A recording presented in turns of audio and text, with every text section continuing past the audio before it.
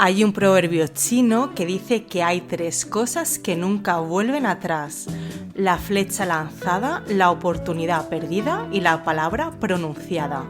¿Te has parado a pensar cuántas veces te has arrepentido de algo que has dicho tu pareja, tu hijo o incluso tu propia madre en medio de una discusión? Y es que, aunque seamos conscientes de los errores, tendemos a repetir el mismo patrón una y otra vez. Hoy viene a hablarnos de las claves para tener una comunicación sana Cristina Ramos, pedagoga y formadora especializada en comunicación y creatividad.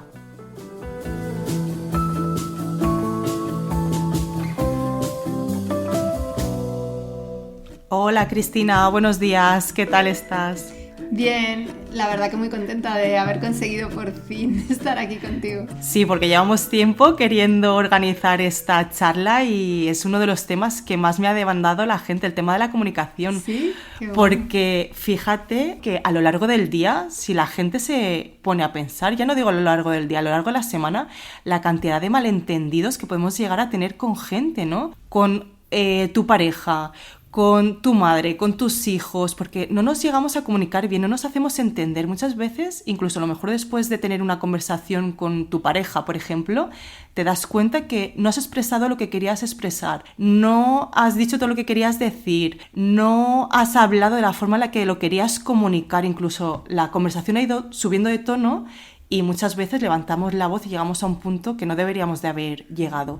¿Qué es lo que hacemos mal a la hora de comunicar? Bueno, es que más que hacer mal, yo creo que partimos de una situación de desventaja, que es que algo que hacemos todos los días, que es comunicarnos, no hemos aprendido a hacerlo de una manera explícita. Entonces, ¿qué hacemos? Lo que podemos. Y normalmente lo que hacemos es repetir modelos. Entonces, claro, si has tenido la suerte de tener unos modelos que te han enseñado de una manera asertiva, pero no es lo habitual, normalmente porque esos modelos tampoco tuvieron otros modelos asertivos y en general, aunque sea con la mejor intención, pues de repente has tenido un padre que se comunicaba de una manera más agresiva, sobre todo en los conflictos, ¿no? Es curioso porque has empezado por la palabra malentendido, que normalmente casi siempre la gente habla de conflictos. Uh-huh. Y me acuerdo de que mi profesor Antonio Guijarro decía: un malentendido es el único problema real de la comunicación, porque los conflictos no son problemas, son algo que forma parte de la vida, pero no tenemos esa visión. Bueno, al final es verdad que terminamos repitiendo patrones, ¿no? Es lo que tú has dicho, terminamos haciendo lo que hacían nuestros padres y nuestros hijos seguirán haciendo lo que hacíamos nosotros si no cambiamos esos modelos.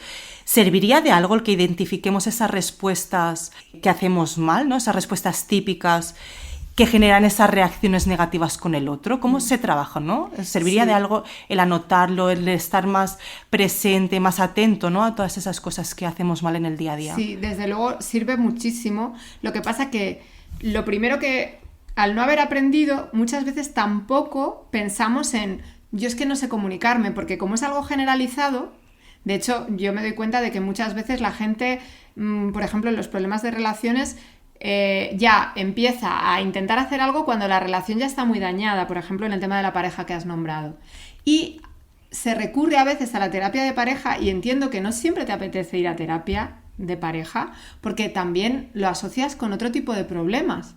Entonces yo, por ejemplo, con los cursos de comunicación me doy cuenta de que hay gente que cambia radicalmente la relación porque estás dándole una herramienta. A veces no es un problema como lo que puedes ir a abordar en un psicólogo. Entonces yo creo que o una psicóloga, creo que si se conociera más lo que se puede conseguir a través de mejorar nuestra comunicación, sería algo que se extendería. ¿Qué habilidades o qué herramientas consideras que deberíamos de manejar para que esa comunicación sea sana, sea efectiva, ¿no? Que le llegue lo que queremos que le llegue a la otra persona? Porque muchas veces hablamos. El otro día escuchaba al doctor Mario Alonso Puig decir que hablar es como partir. Pero si no llegas, si no comunicas, no estás llegando realmente. Y me pareció un símil muy bonito. Sí, es que además, me salen tantos temas con lo que nombras. Por ejemplo, hay muchos sesgos en la comunicación. Porque primero, si yo siento algo, está el que yo sea capaz de identificar eso que me está pasando. Después, que yo sea capaz de ponerlo en palabras, y ya entre lo que siento y lo que nombro hay un sesgo. porque también tengo que tener esa habilidad. Pero entre lo que yo nombro y lo que la otra persona entiende, interpreta, o lo que le llega primero y lo que luego entiende, estamos hablando de un tema que es muy complejo y que en cambio lo hacemos inconscientemente. Normalmente no hemos aprendido. Entonces, la primera herramienta para mí sería el tomar conciencia de cómo te comunicas. Y no de cómo te comunicas tú solo, sino de que no hemos aprendido de las generalidades que tenemos también a nivel cultural, porque, por ejemplo, culturalmente hay poca escucha. O sea, que ya no es un problema solo individual, sino que es algo que hemos normalizado. Y si pensamos en los modelos de comunicación que aparecen en medios, por ejemplo, que hay una agresividad, una falta de escucha, una falta de respeto, eso lo estamos normalizando. Has hablado de la escucha. Muchas veces en parejas lo que falta en la comunicación es esa escucha altiva, ¿no? Para poder entender al otro y saber cuál es el problema real de la relación, ¿no? Sí, la escucha activa es fundamental, pero fíjate que yo cuando estudié el tema de escucha activa, lo digo no porque a mí no me gusta mucho hablar de mi currículum y tal, pero yo estudié 4 años de escucha activa y si tú piensas en la escucha activa, normalmente se habla en un folio, en cursos que me han dado a mí contenido de comunicación hace años. Es muy importante la escucha activa, puedes repetir parafrasear lo que la otra persona, y eso es lo que se conoce de la escucha activa, pero yo me acuerdo que nuestra formación empezaba mucho por entender el paradigma desde el que nos comunicamos. Y eso, en general, la gente no lo ha pensado. Pero primero, el paradigma desde el que parte Rogers, que es el que empezó también a trabajar sobre la entrevista no directiva, porque era psicólogo, pero trabajó mucho para ver modelos de educación y modelos de comunicación en cómo nos comunicamos con niños y niñas. El paradigma fundamental era empezar a reconocer la autoridad en la otra persona. Y vivimos en una cultura en la que lo normal es que no demos autoridad a la otra persona, sino que si te das cuenta, tú me cuentas un problema y enseguida me permito, pues a lo mejor tendrías que hacer no sé qué, o a lo mejor, bueno, en el mejor de los casos me preguntas, pero a lo mejor no me hace falta ni que me preguntes y ya empiezo, no, Lorena, tú lo que tendrías es que hacer no sé qué, X, ¿no? Entonces, estamos en una sociedad que hemos aprendido a que lo mío no cuenta tanto, porque al final la palabra que más escucha un niño o una niña en la infancia, en los primeros años, es no. Que no digo que no haya que poner límites, pero ¿qué estamos transmitiendo con ese no? Que mis impulsos, que lo que yo pienso, que lo que yo siento, que lo que yo actúo está mal. Entonces luego esa niña se convierte en una persona adulta que está todo el rato dudando de lo que realmente expresaría, ¿no? Y entonces, así, cuando tenemos un problema, le preguntamos a la otra persona, oye, ¿qué hago con esto? Y cuando la otra persona nos cuenta un problema, nos atrevemos a dar consejos como si fuéramos expertos o expertas en cualquier cosa. Sí, yo tengo la sensación muchas veces que estás contándole algo a una persona y la otra persona los 5 minutos te escucha, al minuto 6 está poniendo cara de póker y tiene un mono y unos platillos tocando en su cabeza, está pensando que tiene que ir a hacer la compra, que tiene que comprarle las zapatillas al niño que tiene baloncesto y demás.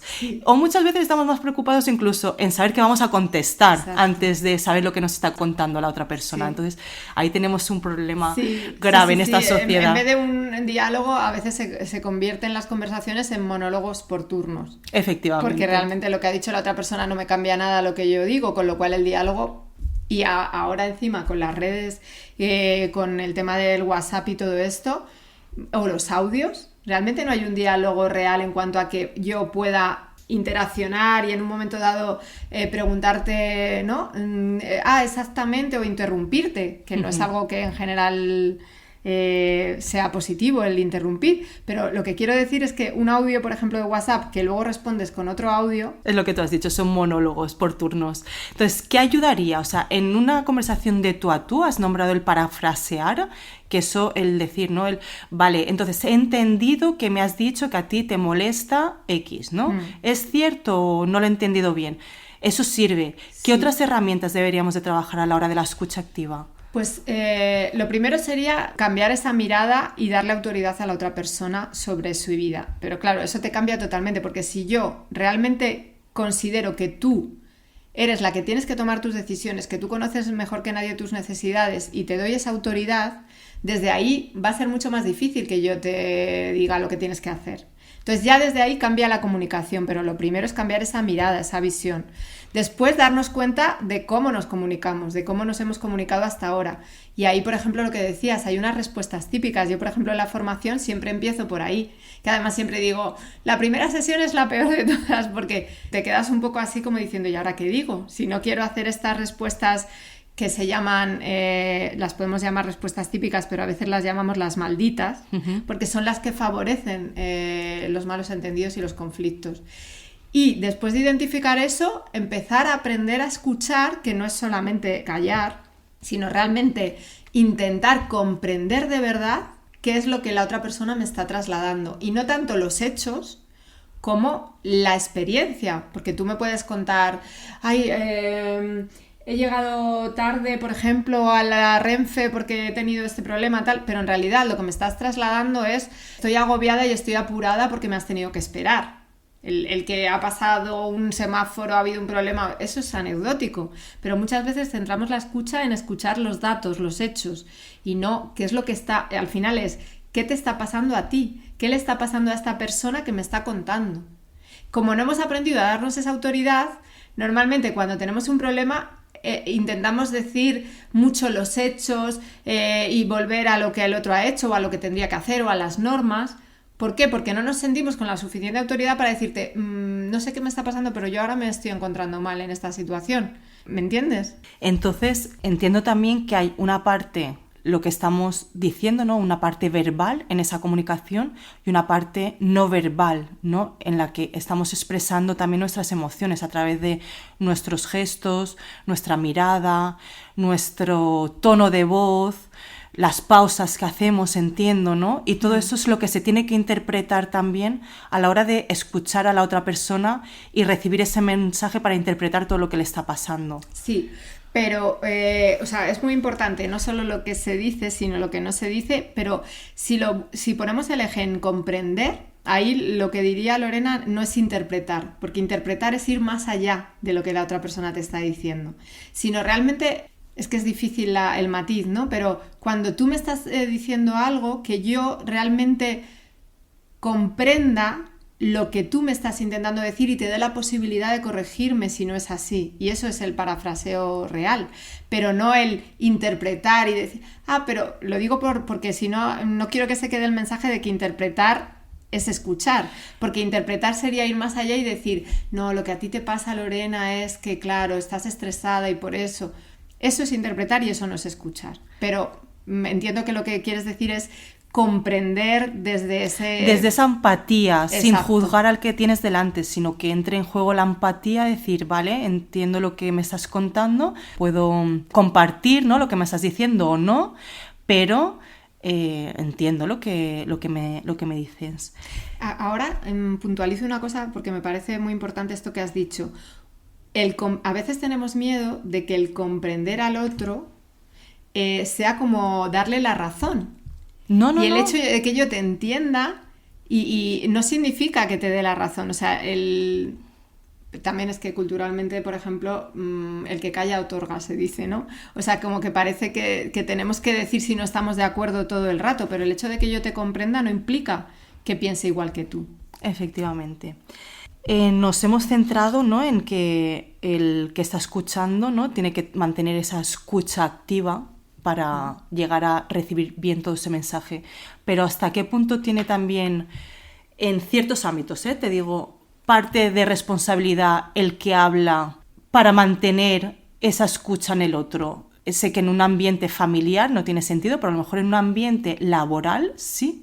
Es responsabilidad del jefe que está dando la charla a sus trabajadores, ya no solo el de captar esa atención, porque captar la atención en cuanto haces así, cuentas algo interesante, ya tienes la atención de todos y la mirada de todos puesta en ti, pero el mantener esa atención en el tiempo, en la hora que tú quieres que te estén escuchando, ¿qué herramientas tenemos para eso? Bueno, yo creo que ahí, aunque parece que es otro tema diferente, también es importante la escucha. La escucha aunque no esté hablando, la gente que te está escuchando, tú en un grupo te das cuenta de si la gente te está comprendiendo, si no. También puedes dar esa oportunidad cuando tú estás hablando. Hasta aquí me habéis entendido, es decir, pedir ese feedback constante.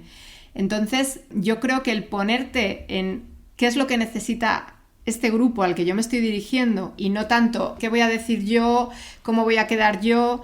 Pero bueno, el otro día una amiga me decía, creo que vivimos en una sociedad de ególatras, ¿no? Que le decía a su pareja esta frase. Y con el tema de las selfies, las redes, yo cada vez más alucino cuando de repente ves a gente, por ejemplo, ahora que he estado viajando, en los viajes mucho más, ¿no? Gente haciéndose foto con el monumento, le da igual que haya 20 personas esperando hacer una foto, poniendo la postura, o sea, de verdad que me parece surrealista, pero es una cosa que estamos normalizando y que se da súper frecuentemente, ¿no? Otra cosa que me interesa mucho, y es que tengo la sensación que muchas veces, con el afán de agradar a los demás, hacemos cosas que no queremos, ¿no? Sobre todo cuando establecemos nuevos contactos. Te pongo un ejemplo. Entras a un nuevo trabajo y el jefe te pide que hagas horas extra y tú accedes. O conoces a una nueva persona y al final terminas yendo a sitios donde no te apetecen, ¿no? Y todo es falta como de comunicación y de no poner límites. ¿No? ¿Hasta qué punto es importante hablar desde una forma asertiva y poniendo límites a la hora de comunicarnos bien con el que tenemos delante? Es fundamental el hecho de poder nombrar lo que a ti te pasa, porque muchas veces hay dos cosas. Una cosa es el poner límites y otra cosa es, como nombrabas al principio, el hecho de hacer algo que no quieres, pero no ser capaz de nombrarlo, porque a lo mejor la otra persona piensa que sí quieres. De hecho, fíjate, a mí me empezó a interesar todo esto de la comunicación cuando yo estaba estudiando pedagogía en una clase de sociología, que era uno de mis profes preferidos. Hablaba de la paradoja de Abilén.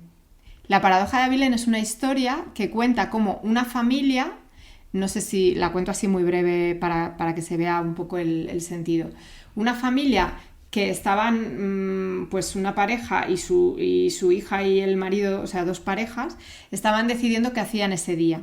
Y entonces el yerno plantea que a lo mejor podían ir a Belén porque hacía mucho que no iban, y entonces todos dicen que sí, pero ninguno quería ir. Y en el viaje de vuelta, cuando dicen, bueno, pues ¿qué tal el día? ¿Cómo lo hemos pasado? Tal, uno empieza a decir, yo la verdad es que lo hice porque me imaginé que no sé quién quería ir, tal, pero habían pasado un día horrible porque hacía un calor tremendo, habían comido fatal, y en el viaje de vuelta se dan cuenta de que ninguno quería ir. Y, o sea, ya no es que hagas algo que la otra persona quiere ir y favorece a esa persona, es que a veces hacemos todos algo que a ninguno nos quiere. Agrada. Entonces, por un lado eso, el poder nombrar de verdad en primera persona, a mí no me apetece, pero es que no nos damos a veces ese derecho. Y a lo mejor se trata de encontrar, tampoco se trata de, no, como a mí no me apetece no va nadie, sino de encontrar otra posibilidad, que a lo mejor no es ir a ese sitio, es ir a otro sitio más cercano, o si yo lo que quiero es descansar, pero luego salir, ¿por qué no ahora descansamos un rato después de comer, pero luego salimos a dar un paseo por el pueblo? O sea, que hay 1000 posibilidades, pero muchas veces en los conflictos solamente vemos A o B. Y claro, entre A y B, pues sí que hay una incompatibilidad, pero es que a lo mejor C, si en vez de enfocarme en conseguir lo que yo quiero, me enfoco en qué es lo que realmente necesito, a lo mejor hay otra opción. Y lo de poner límites también es muy importante, pero tiene que ver mucho con lo que hablábamos de los modelos. Yo el otro día me encontraba con una amiga que hacía tiempo que no veía y sé que en su relación no está muy bien. Y le pregunté por cómo estaba con su pareja y demás, y me decía, es que Lorena, no, o sea, yo le digo que no soy feliz y es que no se va de casa, la casa es de ella, y me decía, es que no se va de casa. Porque ya indagando un poquito más, me decía pues eso, que cada vez que le decía eso, pues la persona estaba como más involucrada con ella, le hacía más llamadas, estaba más atento, le traía flores, la invitaba a comer, y claro, ya nos dimos cuenta, hablando las dos, que claro, la persona lo que estaba recibiendo, el mensaje que estaba recibiendo es, no te estoy haciendo feliz, pues voy a hacer todo lo posible por hacerte feliz. Y en vez de conseguir ella lo que pretendía, que era romper esa relación, estaba consiguiendo el efecto contrario y se estaba enquistando más la relación. Entonces, la importancia de hablar, ¿no? De expresar claramente lo que queremos. El otro día vi una frase, no sé de quién es, que decía: los niños educados en hogares donde no hubo una comunicación se convierten en adultos que evitan tener conversaciones difíciles. Y todo viene un poco de eso, ¿no? De la infancia. Volvemos un poco al principio. Claro. Los modelos son fundamentales. Si tú has visto que cada vez que alguien abre un conflicto en casa acaba en una bronca monumental, incluso en insultos, o ya hay extremos que llega a haber situaciones de maltrato, obviamente tú como persona adulta no quieres que haya conflicto y entonces probablemente acabes callando para evitar, porque si en tu cabeza piensas, si voy a nombrar esto, va a acabar como yo he vivido, pues muchas veces por eso acaba la gente no expresando lo que quiere. Y con respecto, me parece muy buen ejemplo el que has nombrado de tu amiga, porque una cosa es decir no soy feliz, otra cosa es decir no quiero seguir contigo. Es que hay un salto ahí que Cambia. ella lo vería clarísimo, pero tú lo que le estás trasladando a la otra persona es yo no estoy a gusto, ni siquiera tampoco que la otra persona, porque no soy feliz, no tiene por qué implicar que sea por causa de la otra persona. De hecho, una pareja no tiene la responsabilidad de hacerte feliz. Es así, ¿no? El otro día leía también que en la comunicación hay una parte muy importante. La comunicación no verbal tiene incluso un peso, leía, de un 55% en lo que es la comunicación como tal.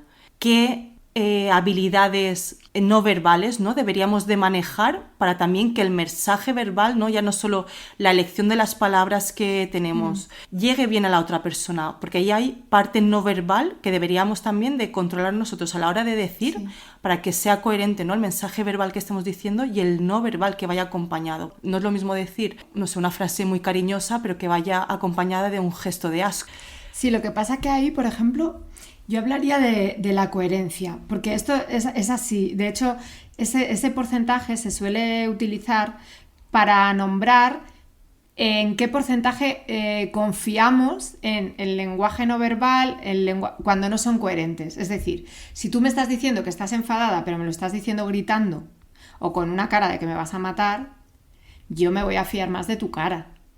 Entonces, cuando no hay coherencia, la gente cree más el lenguaje no verbal. ¿Por qué? Porque el lenguaje no verbal no se manipula tan fácil. Yo puedo decirte, ay, estoy súper contenta, no tengo nada de frío, estoy súper a gusto, pero estar sintiendo lo contrario.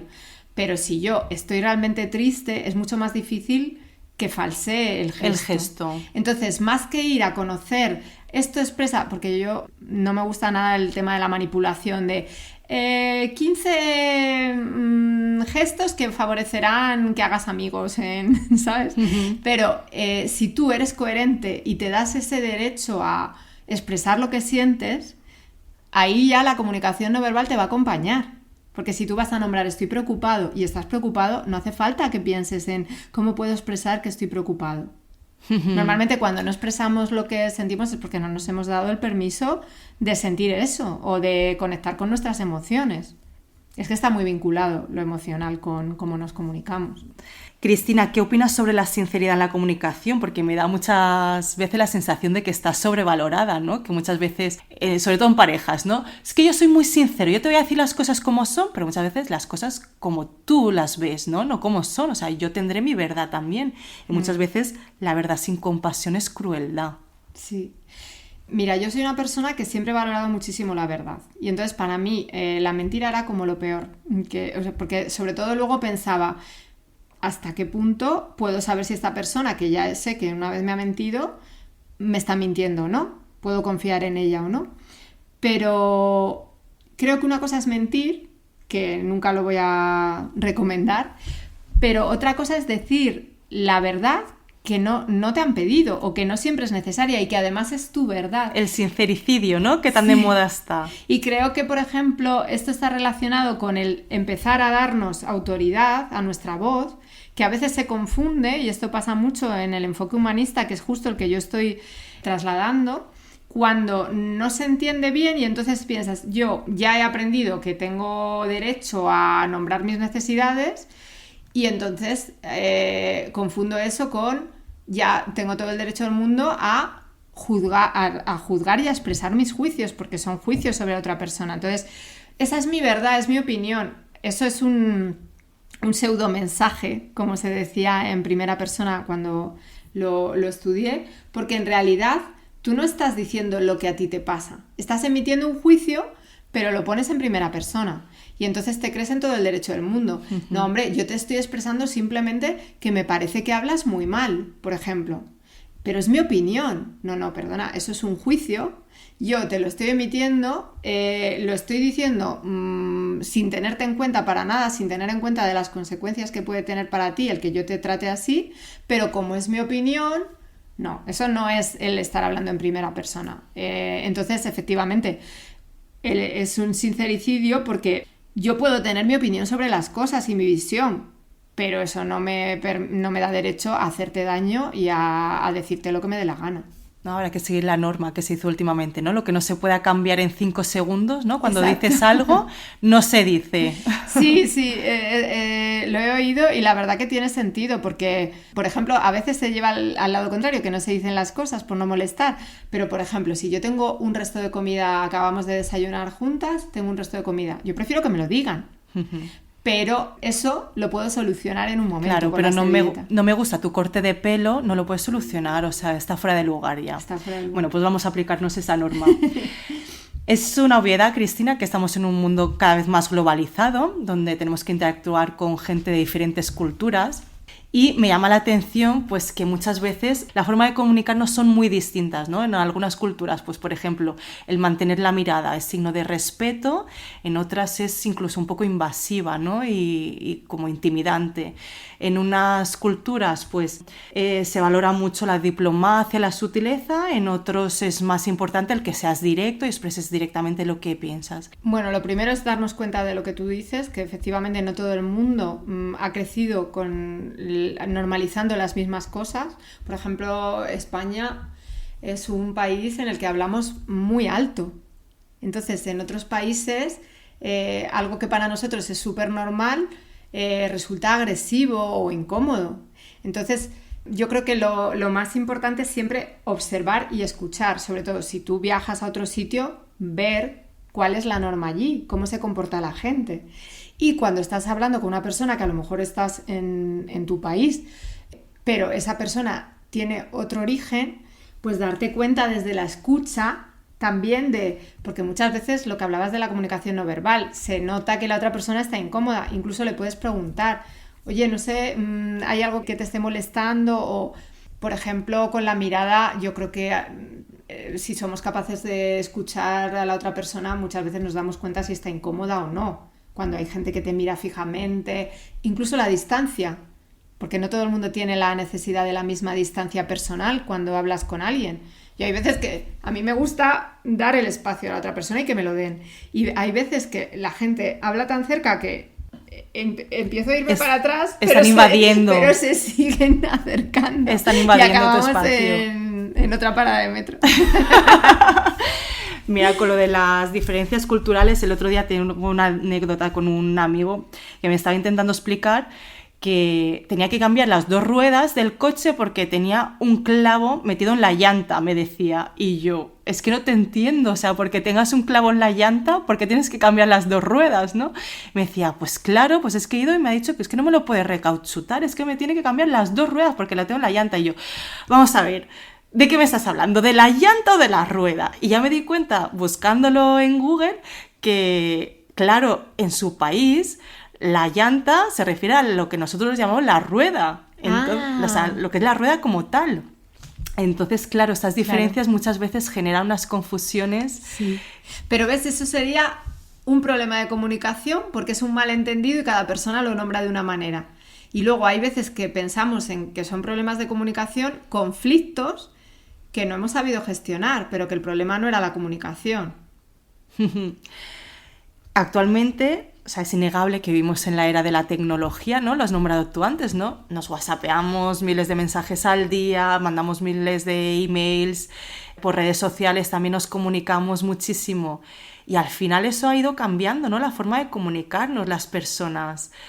¿Cómo ves tú esta evolución a lo largo del tiempo? Porque al final también, o sea, por WhatsApp se generan miles de conflictos también, porque tú no puedes expresar lo mismo. Yo quería decir, tú has dicho, yo he dicho, aquí no he puesto un jaja, pero yo me estaba riendo, pero no lo he sabido transmitir. Y se generan por WhatsApp una cantidad de conflictos y de malentendidos. ¿Cómo ha ido evolucionando la comunicación, ¿no?, a lo largo del tiempo con respecto a la tecnología? Pues es que ha cambiado no solamente el que tú no comprendes igual un texto que a una persona diciéndote eso, sino también lo que hemos normalizado, por ejemplo, como conductas. Es decir, antes llamábamos por teléfono. Ahora yo me doy cuenta de que cada vez que voy a llamar a alguien, que no está mal, ¿no? Pero le pregunto, ¿te viene bien? Como si llamar fuera una invasión absoluta, que la otra persona pues tiene todo el derecho del mundo a no responder y ya está, ¿sabes? Pero de hecho, generacionalmente, hay generaciones que no llaman nunca por teléfono. Eso es como una cosa ya tremenda. Y a mí me parece que perdemos mucho, porque ya has nombrado tú lo de la comunicación, el lenguaje no verbal. Desde luego, en un WhatsApp, si hay tantas confusiones es porque solamente tenemos el texto, que ya hemos visto que es una parte muy pequeña de lo que comunicamos y de lo que expresamos. Y además ahí damos mucho más espacio a nuestros filtros, porque cuando yo tengo solo un texto, lo voy a filtrar dependiendo mucho de la relación que yo tengo con esa persona, los miedos que yo tengo de que me quiera decir esto, no sé qué.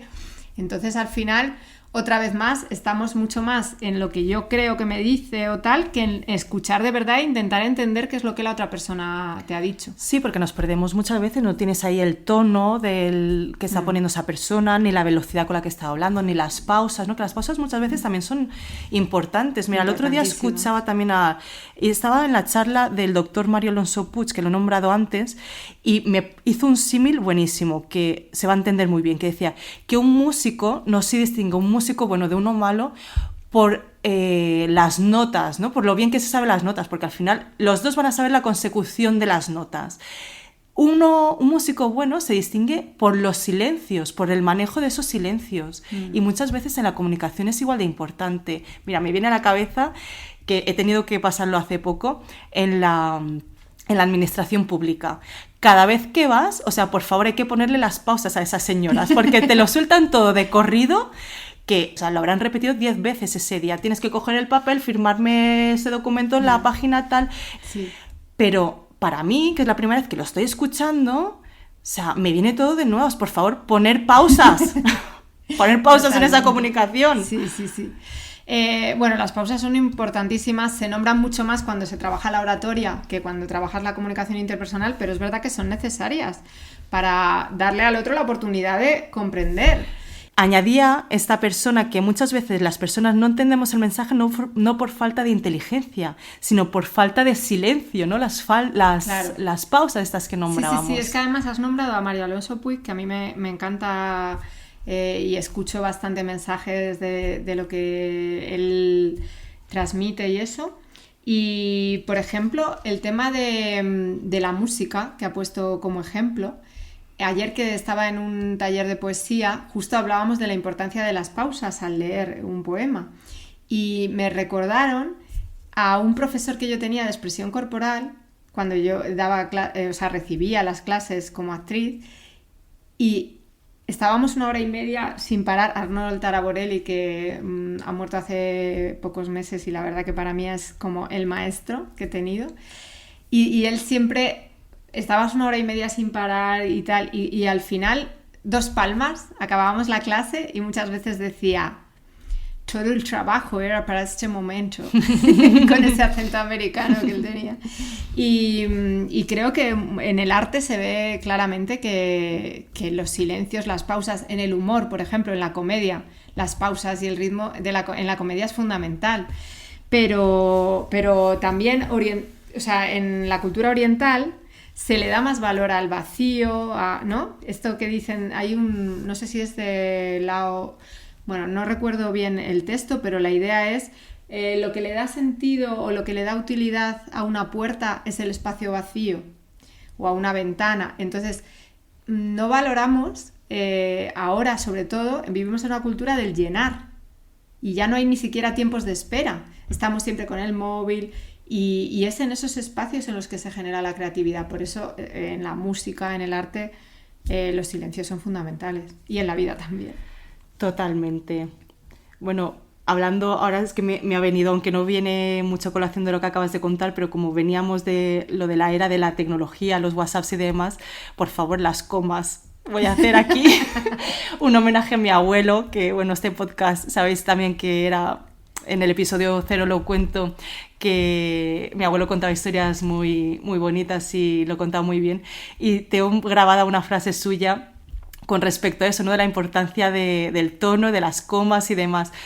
Que decía que en un teatro un actor tenía que decir una frase, que es la siguiente que voy a decir, y la dijo mal al final por leer mal las comas, y era, tenía que entrar y decir: señor, muerto está, tarde hemos llegado. Entonces se lió y dijo: señor muerto, esta tarde hemos llegado. Y claro, le quitaba todo el sentido a la frase y al momento, ¿no? Sí, sí. Bueno, vale, nombramos que en la era de la tecnología cada vez estamos, ¿no?, como más aislados socialmente también.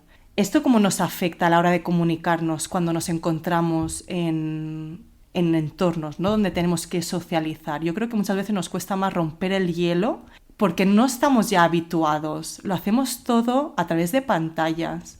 Y el otro día escuchaba, no sé si estarás de acuerdo conmigo en lo que escuché de Isra Bravo, no sé si sabes quién es, es Sí,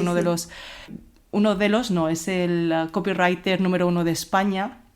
Y decía que a él lo que más le servía a la hora de romper el hielo en situaciones así donde tenía que tener reuniones sociales, que muchas veces nos planteábamos como frases muy complicadas. Él quería ir a hablar con un abogado y te pones ahí a pensar qué le preguntaría a un abogado, y muchas veces funciona lo sencillo. Le preguntó por los zapatos y se tiraron horas hablando. No de los zapatos, pero eso lleva una cosa y una cosa lleva a la otra, y al final muchas veces a la hora de comunicarnos pensamos en complicado y muchas veces lo sencillo es lo más fácil. ¿Qué opinas al respecto? Pues afecta muchísimo el hábito. O sea, de hecho en la pandemia se vio que luego hubo gente que tuvo mucho más problemas para volver a interactuar, para volver a relacionarse.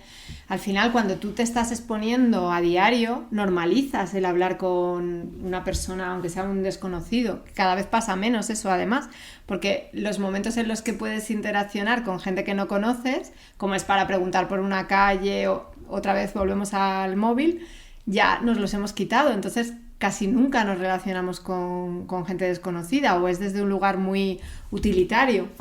Entonces yo creo que influye muchísimo el hábito, y por eso creo que es muy sano el normalizar, y ojalá existieran más espacios de diálogo.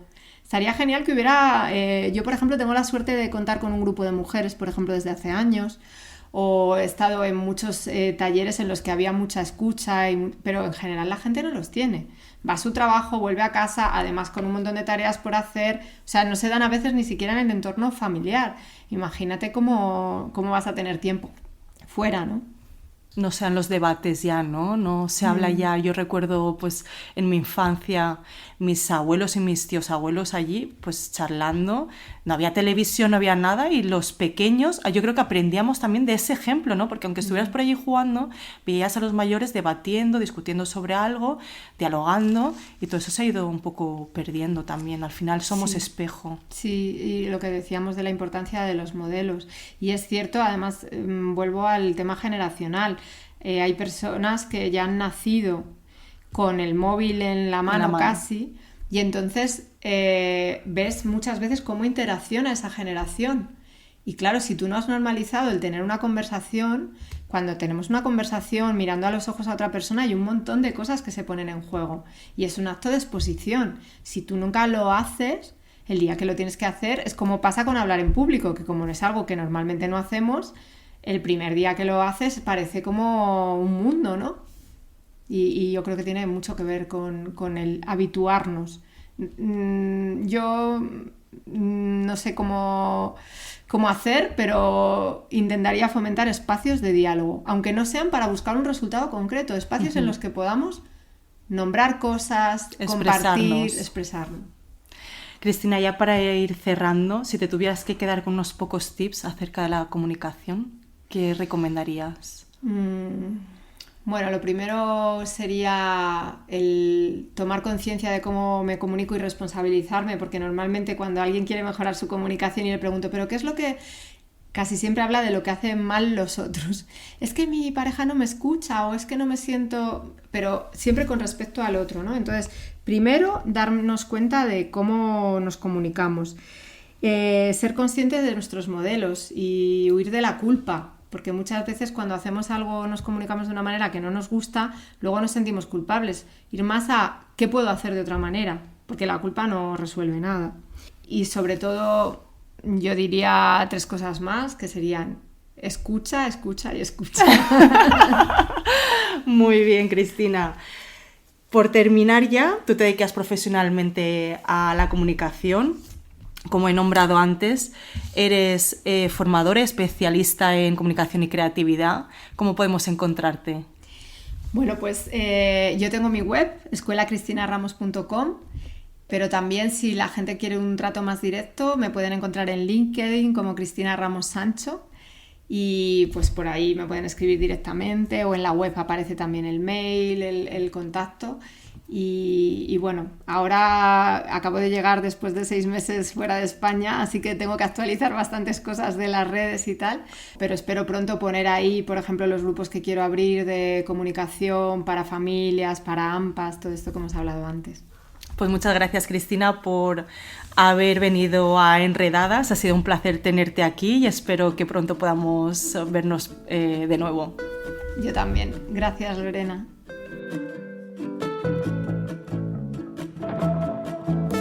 De la conversación con Cristina me llevo que debemos volver a crear espacios donde podamos dialogar, expresarnos, compartir, donde podamos ver los gestos, el tono y la intención de la otra persona.